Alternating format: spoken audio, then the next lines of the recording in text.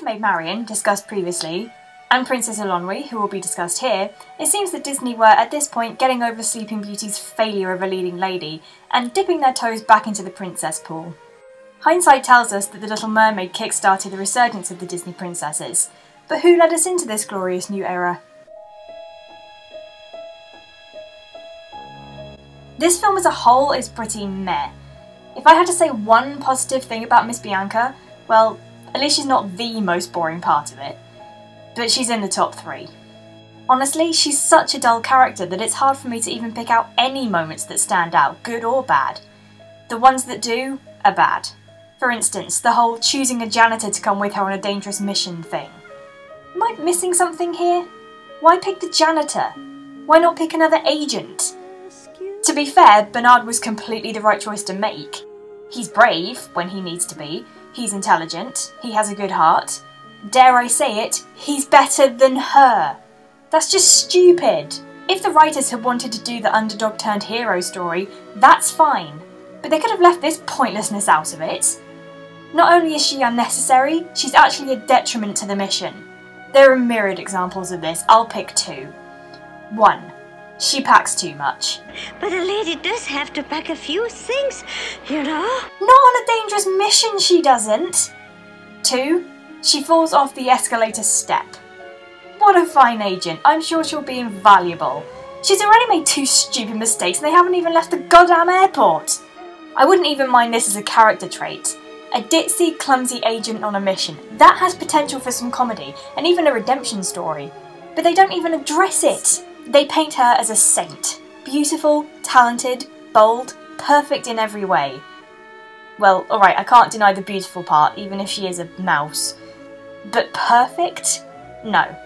Just no. She's an idiot, and if the writers had only realised that, she could have been great. As is, she is boring, boring, boring. For other characters in the Princess Project, I'll be doing revisited episodes when it comes to the sequels.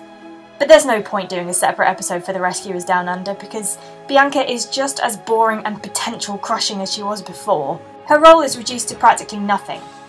Maybe that's why Rescuers Down Under is so much better than its prequel, so there's not really anything to talk about. She does look a lot prettier though, I'll give her that. After watching that tediousness, I can tell you I was ready for something in any way interesting. What did I get? Well, they were close. Eilonwy certainly started off interesting. Literally, in her first scene, she saves the hero. Yeah, she saves him. Even later on, when he's technically the one doing the rescuing, it's only because she's shouting instructions to him. Kind of begs the question, why was she still captured if she could have got herself out of it at any time? But whatever.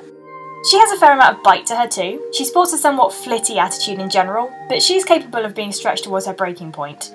For example, when he brags about how he bravely rescued them, she becomes very indignant and flat out calls him out on his bullshit. If it weren't for this girl, you would still be in the Horned King's dungeon. Hell to the yes, I approve. She's even the one who takes the high ground after they fall out, realising that they need to work together for the greater good. Intelligent, brave, sassy, and classy? Is this really a Disney princess? Well, sadly, she suffers from Maid Marian syndrome. Yes, she's great, but there's just not enough of her. In the second half, she plays little to no role, and her personality seems to have been dissolved into nothing. When they're deciding what to do about the cauldron, she's given the choice of whether to go with them or not, and that's it. We never see her making the decision or even struggling with it. She's just there in the next scene. If we have no idea how she's feeling about the situation, how are we supposed to care?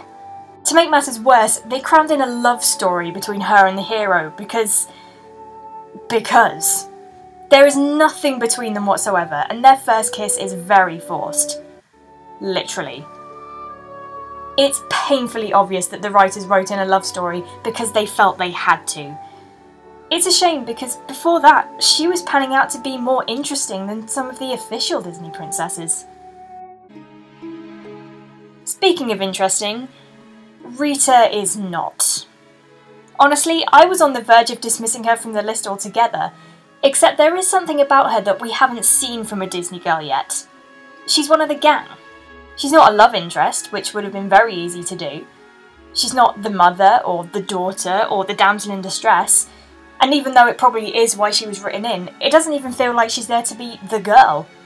She fits in with the group very naturally, a group of boys no less. She does have a flaw though, and that's her personality. If she has one, I didn't catch it. I think in trying to avoid pigeonholing her into one of the categories I mentioned earlier, they kind of forgot to give her a category at all, or any kind of relationship with any of the other characters. That's really all I have to say about Rita. She was the first of her kind, but I doubt she'll be remembered that way. Honestly, I doubt she'll be remembered at all. With The Little Mermaid just around the corner, we are on the cusp of the Disney Renaissance, the golden age of magic and nostalgia, where Disney couldn't put a single foot wrong. Or could they? Join me in the next video to find out.